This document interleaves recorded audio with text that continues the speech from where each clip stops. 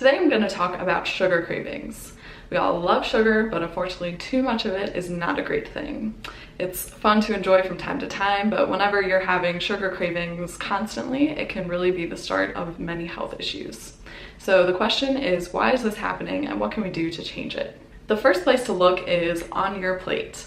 A lot of times when you're craving sugar, it's because your body has not gotten enough nutrients from whatever meal you've just had, and it's asking for energy right now. And if you think about it, evolutionarily, sugar is the quickest form of energy. So when your body's low, it's going to ask you, I need whatever is quickest right now, and that's going to be your favorite dessert. One way to avoid this is to make sure your meals are including fiber, fat, and protein.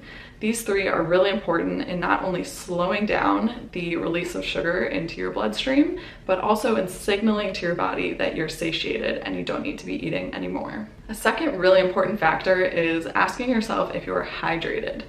Very often when we're hydrated, it shows up in our body as fatigue. And as we know, when you're fatigued, the first thing your body will ask for is quick energy in the form of sugar. So be super conscious of how much water you're drinking and if you're drinking it throughout the day between meals. This is a great way to make sure that your body will not be asking for sugar when it's really looking for water. A second factor to consider is your stress level, and this goes right back to the evolutionary roots of sugar.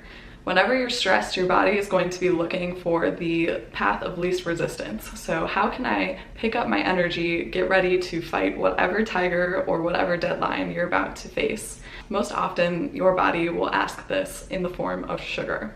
So this comes back to lifestyle change, making sure that if you're stressed, you're taking those measures to reduce it in whatever way you can. So whether this is taking a walk and kind of releasing steam, taking a bubble bath, whatever works for you. But reducing those stress levels will have a direct impact on how much sugar you're craving because it will reduce that load on your adrenal fight or flight system. So once you've taken a look at what's going on in your plate, how much water you're drinking, and what your stress levels are like, the next most important place to look is your gut. There's one particular microbe that lives in our gut that is particularly fond of sugar. And because we know the gut-brain axis is such a strong connection, this microbe can actually influence your body's sugar cravings. So this is Candida, and Candida is a naturally occurring yeast that everyone has in their intestinal tract. But in some cases, when you have a diet high in sugar, this Candida can overgrow because it feeds off of sugar.